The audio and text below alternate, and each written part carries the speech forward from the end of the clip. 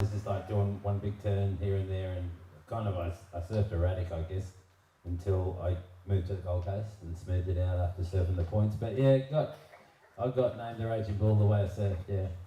Do you know where it came from? You mean who did it? Who? Oh, I don't know. I'd like to. It was not. It was in Australia. Yeah, I'd like to say it was like what that guy that commentated the pipeline. What was his name? Lord Tally-Ho Bliss or something. I don't know. It's a powerful nickname. Sorry. I just I guess it always like in the context of your surfing, which is good. I just imagine. It was just like in the newspaper or something like that. Oh, it was just like a Stuff, newspaper caption. So it wasn't like if you had a girlfriend when you were young, she took you home to meet the parents, and she was like, "Oh, hi, mum and dad. This is the Raging Bull." You can go down like maybe it did. I don't know. But JS, I'd love to know from you when you first met Occy and how this surfer shaper relationship first started. I don't really remember. It was probably through Luke, Egan, or Yeah, even maybe even Darren. Was way back. Yeah, way back. When JS first started shaping them. How long's it been? It was Luke Egan how we met and how I came to ride the boards. I don't remember what year it was, but it's been a long time. Let's put some questions to him. Like, how long have I been riding the boards for? A while. I think it almost be like 20 years. Yeah, it's been this year is our 20th anniversary as from when I started first building boards. So this 99 was when I started JS. So that's been 20 years, and I reckon it probably might have been 15 years, probably. Yeah, I think Dean with Morrison was the first one, and then Luke. Luke had just come second in the world to Andy, so whatever year that was, and then maybe 1 or 2 years later after that. So yeah, it's been a long time. Yeah, That is solid. And what was your first impression of JS's boards? I mean, that's a pretty young shaper, only been shaping for a few years at that point. What made you want to jump on it? Yeah, well, because Luke and I travelled together on tour, and then so I rode one of his boards and loved it. So that was at first I loved the look of them, and then I got pretty much instantly tried one, and then a few had another shaper back then, but and then a couple of years later I was on him, but yeah. Yeah, nice. And JS, I'd love to get some insight from you about what you love about ox surfing. Like everyone loves ox surfing because it's so unique and there's so much power. Is that it? You just got to be good. goofy footer first off. And there's obviously an attraction because they go the right way. So Luke and Ock and Ryan and all the goofies out there. So there's obviously being a goofy myself, it's an instant common ground. And then if you were just the power, just Ock being Ock, I guess. You grow up having these guys' pictures on your walls, and they're kind of icons and your heroes back when you're young. So look, it was it's an honour. It's been an honour to make boards for Luke and Ock, because they were kind of, when I was young and surfing, they were the kind of young guys on the scene then. So it's been that kind of relationship, and when it comes time to be a shaper and step up and make boards for these kind of guys, it's like you're really into it. Yeah. And what's the back and forth like? I've spoken to a bunch of shapers over the years, and obviously pro surfers know how surfboards work, they know how to feel it out, but it doesn't always translate to feedback. Like sometimes it can be really hard to articulate what's actually happening with a board. What's off like when it gets into breaking down the board science? The truth or the what? Truth. I probably the worst, don't I? I don't know what's going on. You're up there. Yeah. I'm gonna say you're actually better than Dingo. So Dingo is by far the worst person. But No. Who's the best? Who really gets into it? Luke back then was the best. He actually really knew what he was talking about and could actually, pinpoint parts of the board that worked and didn't work and was what was wrong and what needed to change. So Luke was by far that, having his dad Sam as a shaper as well gave him, those steps ahead of everyone. But now Julian's pretty particular, just about what can't really tell me what to do or how to change it, but what he does like and doesn't like. So, everyone else is pretty useless. They're all good in their own way. I think that when you have relationships for a long time like we've had, then you soon work it out. And we surf a lot together, all of us, and having someone like Luke and Ock and those, just that length of time, 15 years of making someone surfboards, and they're not just everyday guys, they're just your world title contenders, so you work it out really quick. You have to make boards that perform, so, I don't know. Yeah, it's high stakes. Yeah, There's world titles at stake, and I guess you got a lot of pressure. I think that when you've made some good boards especially for weight, weight based, like Luke was a big guy, and when you make boards for something like that and then they're going good, and then you can transfer that across, and Ock comes to me and he's into round tails and stuff, and you just take something that Luke likes and make an outline or something that suits Ock, and it's pretty, and then even Ock surfing where you just keep it simple and good rocker, clean outline, and that's what works, because the tour these days is in good waves, and a lot of the surfing around here that we get some good waves, so it was pretty easy actually. Yeah, it wasn't too hard to find good boards. Yeah, awesome. All right. Well, given that your steady rundown on your skills, talking boards off, do you want to give us a rundown of how the Raging Bull came together? Well, we've worked on models in the past, and then we had a fin, the Raging Bull, but JS just came up and said, let's do it again, so I was stoked, and the new model that he's done just goes so good. Like it Bells was kind of the first time I rode them, and they felt really good, and the 6.2 and the 6.3, and like JS says, it feels like what he's done is like, all the stuff that he's worked on with the pros, he's kind of simplified it, put it in mind, but not as dramatic, and it's to simplify it, because I like a simple kind of rail and not like it nice and even through the whole board, and he's done that, and the boards go amazing. So I think, and especially now with Ock not being on tour, and it's been more about just making things, making a board that's easy to ride, and it's not just for Ock, it's just for everyone out there.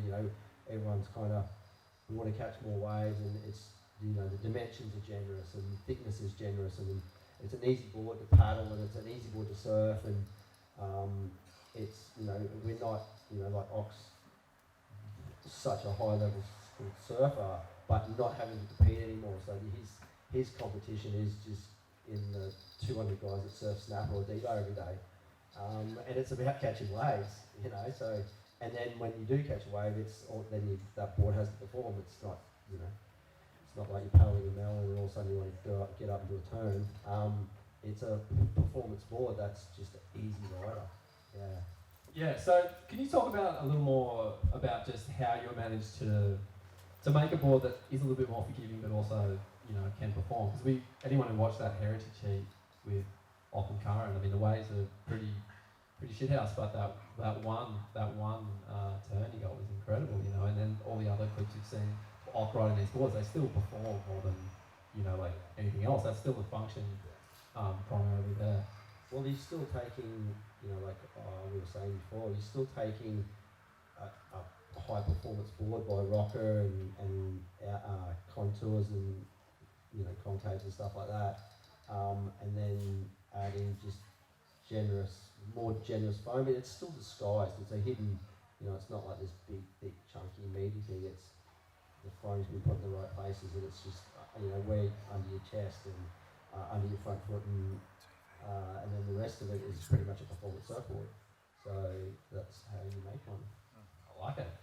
And I often see people out in the surf, and I'm just kind of like, oh, that girl's on the wrong board, and I feel like they're going to go in, frustrated, and then talk to someone else, and then spread that frustration that multiplies, and then it ends up in the Middle East in a war or something. Like, tell us from your perspective, how important, and both of you guys would love to get your take on this, how important it is to get on the right board, and just for world peace at least. Well, definitely world peace. The last thing you want to be doing is going out. I mean, especially in the crowded conditions that we all have to surf these days, is going out there and having a frustrated time, not only for how crowded it is, but for when you do get to catch that one wave, you might catch it an hour at Snapper or Durango or anywhere on this coast. That one wave needs to count. So when the board lets you down, you could end up in the Middle East. You guys will just pack it up and give it away. So it's really important. Anything to add to that, Oz? I don't know. I've got friends that sometimes I've got a friend in Sydney that sometimes gets me a hand me down. He says the board just makes him surf that much better, and he surfs good, and he just craves for them. But they just work amazing, really high performance, and they go fast, and Awesome. And so we all have periods where we fall in and out of love with surfing, or we go through a period where we don't surf as much, and then in my own experience, and then just about anyone I've ever known, the things that get you out of that are typically a good board. Is that kind of the experience you've had with this latest design? Because you've just been on a bit of a mad comeback tear, looking fitter than ever, and everyone, all I've heard is how much you're ripping again. How much do you put that down to having a good board on your feet? Everything. Everything. I really like surfing. I rarely surf, muck around boards and 20s and stuff, but I do like them. But the waves have been good, and I always like to go to my 6.3 because I like to push it harder, and the boards just and the 6.2 works great too. But I just like surfing good boards and good waves. But when I got on JS, I found a big improvement way back, and when we first got together, and the boards have gotten better and better. But as you see, with how many pros ride them these days, he's just got a really good recipe that works. And like I say, I don't know how much about it, but I just ride them. Yeah, what is the secret? Because I've heard, I remember hearing a story about Laurie Towner once before he was on your boards. He got asked to go on a trip, and he didn't have any boards, and so he grabbed a couple of JS's off the rack, and he said they went better than any board he's ever ridden. And so it seems like you're working on some sort of magical hydrodynamics.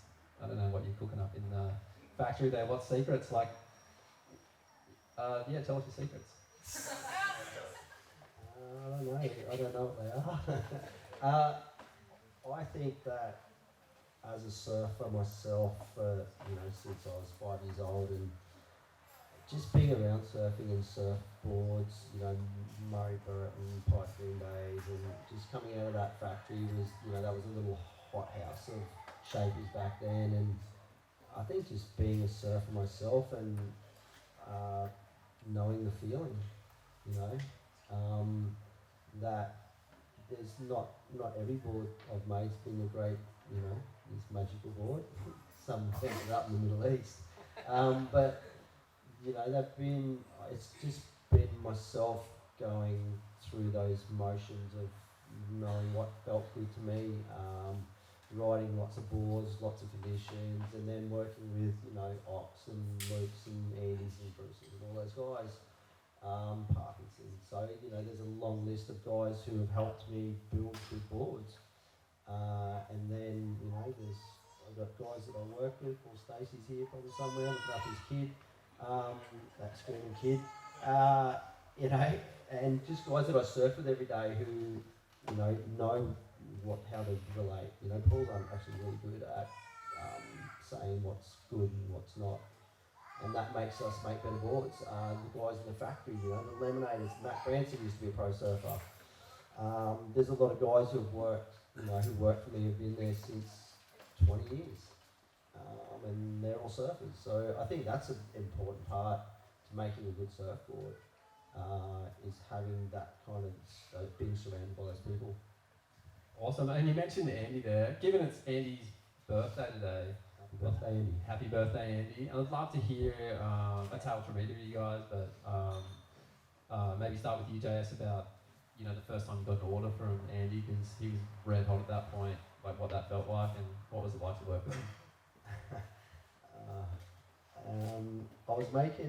I was actually making boards for Bruce before Andy, and Andy's a jealous kind of guy. He doesn't like anyone to have anything better than him, and he just walked in. Luke brought him in actually one day, and he just walked in my shape bay, and he's like, "Hey JS, you're making me some boards," and I'm like, "Who? What?" And Luke's like, "Oh, this is Andy," and I was like, "Oh, Bruce's brother." Yeah, I didn't know him, but. And he's like, "Yeah, you're going to make me some boards, and they better be better than my brothers." And I'm like, "Oh, yeah." And I'm like, "Yeah, okay." And I just remember I'd send them both boxes of boards, and Andy was a bigger guy than Bruce, and Andy'd always pick Bruce's boards up because they're like just this nice, fine, you know, refined. You know, Bruce might be 70 kilos and Andy 80, and things, you know, the smaller, nicer rails and stuff that Bruce got were always better than, and they always used to fight about it. Yeah, and you'd ring me up and just go, "My boards are shit, and you made Bruce for really good boards," and yeah, he always, and even with Parkinson, they'd have the biggest blow-ups about who had better boards, and that I was always favouring one over the other. Andy always felt that I was, you know, doing him in. What do you remember about Andy and surfboards? Oh wow, Andy, he broke a lot. I mean, Andy Must charged. be a fortune. Yeah. Andy charged like it was. I just got so many good memories. You know, like we all stayed at the Billabong house together, and you know, and we stayed together in Tahiti too. And I've seen him do some amazing things in Tahiti, and gold clips you've probably seen, and just charging ways that you would never go near. Like one time in Hawaii, we were all staying there, and we with pipeline was on that day, and it was perfect, like 8 to 10 feet, but they had predicted a huge groundswell. We had this horse that was running, and Joel and I and Luke Munro, I think, we all had a part in it, and we called it groundswell, and it was racing that afternoon, and they predicted this huge groundswell, and we all had on the computer, and the horse won. Yeah, and we all had a fair few beers, and we're on the balcony, and we're all stoked, and it became night time, and Andy was getting his board ready because Waimea was on. They already called it on the next day. Pipeline was definitely going to be too big, and we're all drinking and mucking around, and the waves were washing up into the house, and I think Bo Emerson was like riding a bodyboard up in a bikini or something, and everyone was really drunk. Andy was yelling out, just going, "Shut the F up," and anyway, the next day, we all walked to watch Andy and Bruce surf that event, and even Bruce Bruce and Andy that day before actually had a fight, not over a board, but over a poker set. Yeah, Bruce had a black eye in the contest. Yeah, because Bruce wanted the poker set, but we were playing poker, and they had a punch up over it.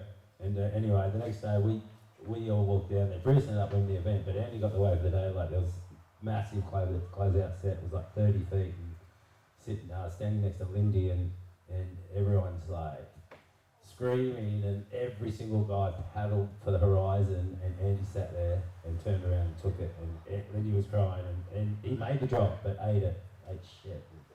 But Andy was amazing. Hey, he would go ways that no one else would go. He was incredible. Yeah, wow. All right, well, stepping back to the Raging Bull and earlier this year when you got invited to the Heritage Heat with Curran, and I don't know if you realised this at the time, but it was actually 10-all going into it. So you guys are on head-to-head matchups. It was 10 apiece, and then you were fresh. You had this board, and you were able to rip. Can you tell us how good it was to take down your... Other year, but I haven't heard anything. But to surf against current or to compete, like at the moment, like because I'm feeling really good and been eating and behaving really well, so I'd like, you know, I don't want to go back on tour, but I mean the boards are going that good where I'd like, you know, sometimes it feels as good, I'd like let me in it again, but heaps of current too, like I love it. I still have that, you know, I still feel like I'm surfing really good. It's all due to the boards, so, and you know, obviously keeping fit too, but it's great, yeah. Awesome. All right, we might open it up to the crowd, guys. Has anyone got a question out there? Stick your hand up if you do. While ever have a think, wait for any questions, and then in the meantime, Jess, I'd love to know. So you've got The models up. the Raging Bull, and then you've got the Bullseye. Yep. And I guess my understanding is, because I find that, I mean, I think a lot of people would find this when you jump from too many boards, it can be like starting from scratch sometimes, but these kind of meant to complement each other really well, and so you can almost have those two for most conditions. Yeah, definitely. It was you know, I thought that if Ox, you know, going around the world at the moment, working for Billabong and you know, travelling light, doesn't have to carry a bunch of boards with him. It's like a 2-board pack pretty much. The Bullseye is technically 0 to 4 feet, but let's go, you know, 2 to 6 feet, and then the Raging Bull is that one board that you can pretty much surf from 2 to 8 feet. I just come back from Fiji and we had, it was 8 to 10 foot, and that's all I rode was a 6.0 Raging Bull, and it was from 4 foot and then 8 to 10 foot, and I rode that board pretty much every day. So that's, you know, that one board that you can take anywhere in the world, just travel light, and it works in everything. And yeah, then the Bullseye is just a good everyday, probably around here, beach break board that, you know, it just suits your daily go-to. And the Bullseye works amazing. Like we've had a few surfs. Left every stone unturned. There's got to be some questions. Yeah. Yeah. So, when you're shaping for like dingo or parko, Yeah. how many boards can it take to get it right? What's your max that you've done to? In the earlier years, I would probably do you know, not out of events. I reckon I'd be just making boards for them, you know, week in, week out sort of stuff. Events, I'd probably send them away with 10 or so, just short boards, 10 short boards, and then taking into consideration breakages and stuff like that. But there'd be a mixture of stuff because you were finding your feet back then, working out, you know, what's the sort of board that you would make for Bells, or what's the sort of board for the Gold Coast, and you know, all the different ways around. And there'd be, you know, pretty substantial numbers. And I reckon probably within 5 years, I reckon I'm making those guys now down to, you know, four short boards, just their full stock standard short boards, and maybe 1 or 2 step downs and 1 or 2 step ups. But back then it would be 10, 12 kind of boards while we felt out, you know, worked out the guy himself, his surfing, and then worked out the waves. But yeah, it used to be a lot. I think I was making, for team, depending on how many guys I had then, it was probably about 600 boards a year, or 700 boards a year. And that went up as the team grew, but average, you know, a guy like Julian, Andy, Joel used to probably get about 100 boards a year to 120, and now they're probably down to 40 or 50. Yeah. And Joel's probably down to about 4 or 5 now. Yeah. So yeah. Any other questions? Yeah. I got one. I just what does the future hold for JS? You know, have you got some up and coming broms that you're showing the tricks of the trade in terms of, you know, how you're shaping your boards and what you're doing, Yeah. so you know you don't Lose that. lose it. My son's here tonight, Luca, hiding out in the corner. He's 18 tomorrow. Luca turns 18 tomorrow. Luca's been shaping now for 2 years. He's been shaping for 2 years now, and that's kind of was my,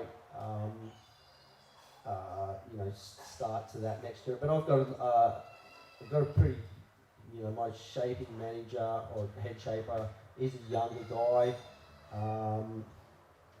mid-30s say, but Luke is probably the youngest one, in shaping, and then there's a bunch of young guys, just mates of him that are in other areas of the manufacturing. Because it's a good question actually, because a lot of the boys, I'm 47, a lot of the boys have been older than me that have been doing it, so it's a dying art form in that manufacturing sense, yeah. Whether these, not too many young guys want to take it up these days, because it's not the easiest environment to work in, and you have to be, pretty passionate about surfing and surfboards themselves to do it. So are you seeing any influences from those younger shapers coming into the boards now, or is it, are they trying to change it up and new sort of like a revolution to what they want to achieve in their surfing? I think that they definitely will. The guys, I think because I make boards for, maybe you've heard of Mateus Hurdy, young Brazilian guys, like the World Junior Champ, and he's just on another level as far as surfing goes. He spends more time above the lip than actually on a wave. So working with those kind of guys, and you look at the Julians and a lot of the guys that I make boards for, there's definitely been a lot of changes in design to suit that type of surfing, and even the manufacturing. Back in the early days with Joel and Ock and that big power-based surfers, there wasn't a lot of boards broken, and then you come into Andy's, Bruce's, Julian's, and Geordie's. A lot of boards got broken, and then I had to work out how to change all of that to suit the surfing, and then which is paying off now because I don't have to make so many boards. But I think I've been lucky enough to work with a caliber surfer that has kept me at the top of it. But definitely, Luke is the kind of young guy that surfs good and does all the stuff too, and he's been a good test case for me, I suppose, with a lot of the stuff that I'm making now that I want to, for breaking and stuff like that. There's some new hi-fi stuff that we're working on, so I just give him stuff to go out at, Diva and stuff, and so he's influencing already technology and design, I guess, and then we'll wait and see where he goes in the future and what he brings to the table. But for now, it's me. Nice. Who else we got? Yeah, I got a question for Mark. How hard is it to once you stop surfing competitively, to keep that passion to want to go out every day? When you're driving philosophy behind your surfing as many competitions as that? Yeah, when I first retired, I guess it was harder, and I probably slackened off a bit for a few years. But now it's back, and helps. I think it's just I used to. It's funny. But when we were kids, we used to pay our mates that had girls that surf. But now I've got one that surfs, and she makes me surf when the waves aren't so good. But yeah, my whole family surfs, so that helps a lot. Jay, surfing with Jay and seeing Jay really inspires me and keeps me out there. But when the waves are good, it doesn't take much. But I don't know, it comes and it goes. But I'm a bit of a frother. I've always really loved it. So yeah. What's it like with Jay at the moment? Is there much discussion around him surfing, or is a lot of the mentorship just unspoken? Yeah, I'm just a dad. Yeah, and that's all I want to be. Hopefully Jay can go far, but I won't be the coach because I'm hopeless at coaching. I've tried a couple of times and he's lost. So yeah, I just want to be the loving dad where, yeah, it's okay or well done kind of thing. Just give a hug. Nice. Any other questions? Yeah. With the Olympics coming up next year, and the way that they're going to seed it or get surfers into the team, have you got any insight into whether any of the boys, obviously Julian's going to be up for it, maybe Ryan could be up for it at the moment. How is that selection process? Do you have anything to do with that? I kind of understand the process, and that's basically the top 10 surfers from the WSL, regardless of country, are qualified. But they all have to then go. But they all have to go through and surf a heat in the ISA World Championships as well to actually cement their place. So, and then after that, I mean, if there was no Tahitians in that top 10, then they'd have to go through another process. But the WSL top 10 automatically are there as long as they go and turn up for a heat. It's a little bit confusing because that's as far as I know. So Ryan would be in there at the moment, and Julian, Yeah. and also Kelly. Yep, Kelly would be there. Yeah, Kelly would be there. But then Kelly's probably got a cut 2 USA guys ahead of him, which would have been Chloe and John. So Kelly's actually not there. Yeah. So that's Chloe, Connor, John's classed as a US guy. Yep. So he's there. So yeah. Yeah. And do you think the athletes, like, obviously it's the Olympics, so everyone wants to be there, so they're Yep. pretty excited about it?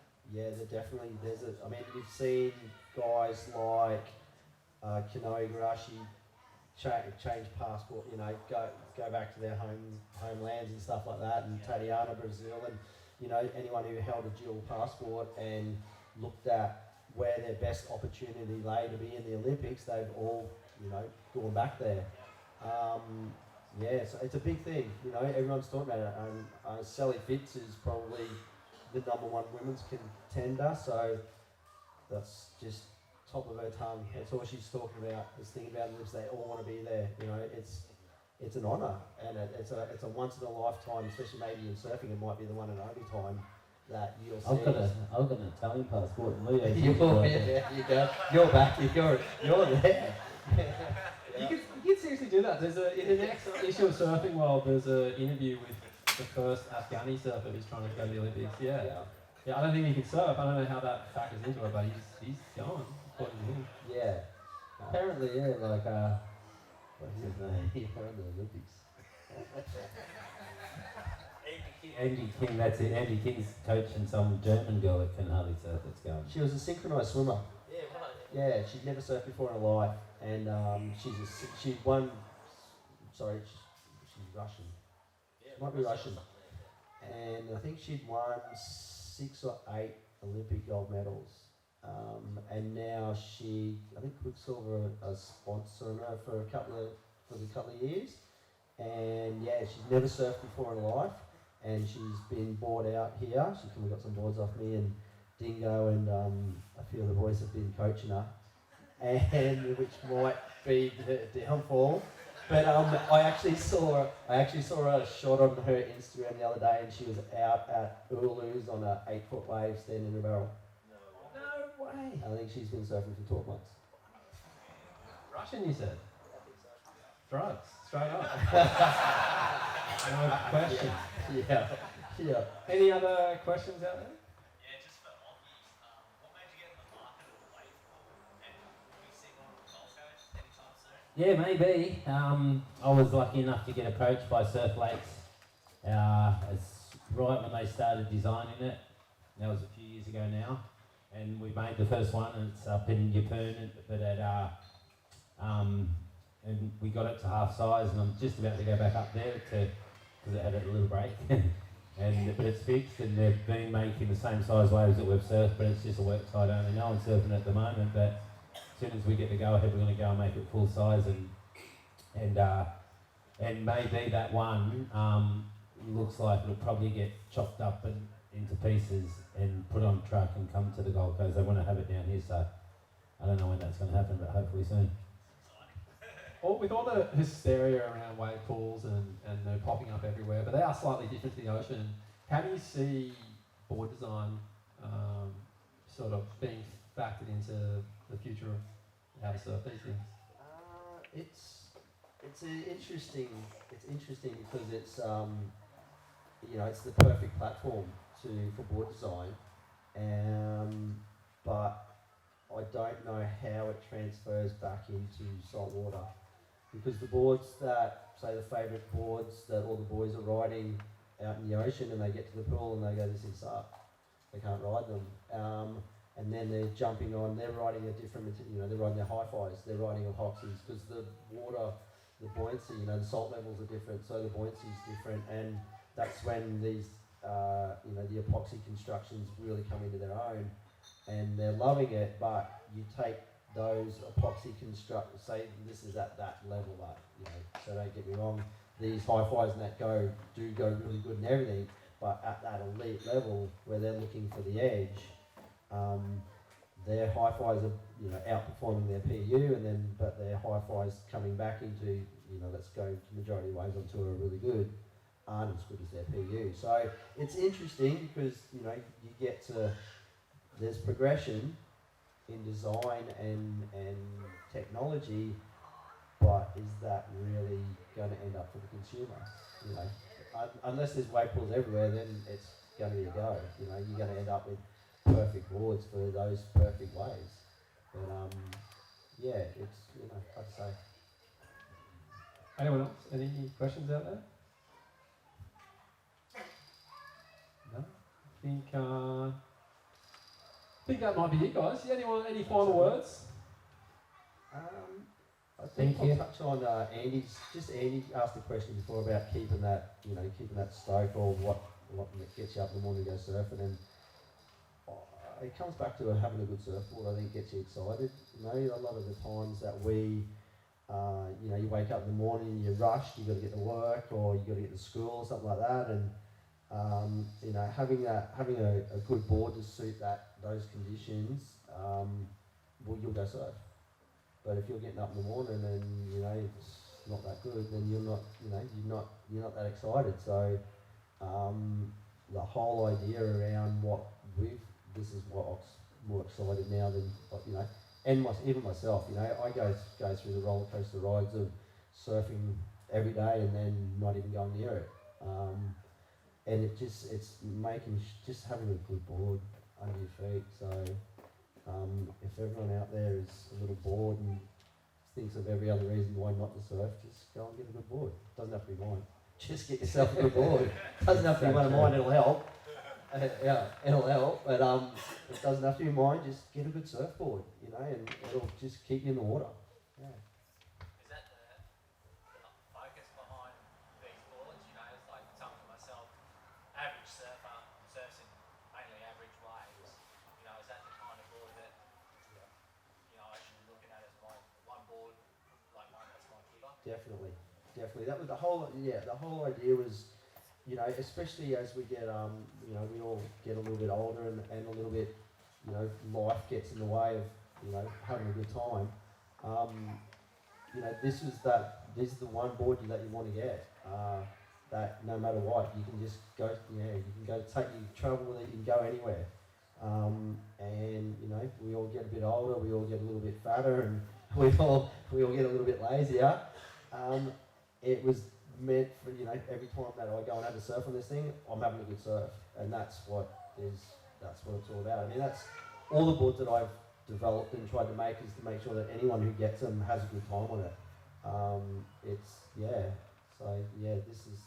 is the future of our surfing. Yeah. Do you find that these days intermediate surfers, like back in the 90s, you just had a shape or Indians and that shape of your board. These days, like a guy's got a board for like a small lad, and a board for this and a board for that. Whereas most guys on tour, they just got their shape, and it's like I think there's that confusion there. But because of the consumer market, they walk into a shop, and instead of just like staying with a board that goes well for them, they're constantly changing it up. I mean, you look at these racks in here. There is a board for every condition, every construction, and when you do design or make a board and I ride it and test it, it is being for that specific condition. And what you do find is that they do go in a lot more conditions than what it was actually built for, and it is kind of like, to say it's confusing, could be, but you know, if you read around like anything, you know, you study enough and you look at, say, our website, it's pretty, the instructions are pretty clear on what the board's built for and what conditions and, you know, there's what kind of surfer and stuff like that. But as, you know, that's just because that's the market that it is, you know, there's a board for everyone. But now, you know, like with working with Ock and stuff like that, I'm trying to narrow down, you know, give people just this, take one board, you know. Like for us, it used to be, say you were travelling, you're going through one trip in a lifetime, you're going to Indo, you're going to get good waves. It was a forget-me-not, you know. But that forget-me-not was more of a step-up kind of board. Now I'm making just a short board that just travels the world. And I'm just trying to make it easy for people, you know. We're like I said, we're older, we're older and we're hopefully wiser, and we just want it simple, and just give me one board that I can go surf and have a good time on. I could seriously do the tour with those two boards, with the Bullseye and the 6.3. Like the 6.3 I can surf from like 2 to 10 foot, and then the small, if it's tiny, I could surf that. I mean, apart from breaking them, you know what I mean? If they didn't break, I could do the tour with two boards if I was. That'd be a dream. Back in the QS. I want to say thanks though for bringing back the model. Love them. Thanks for everyone for coming. Thanks, guys. Thanks to Kirra Surf who do support me too. Thanks, Dave. And everyone, cool. Cheers, guys. So I'm going to hand this to JS, and then we're going to get Occy to pluck out the magic ticket.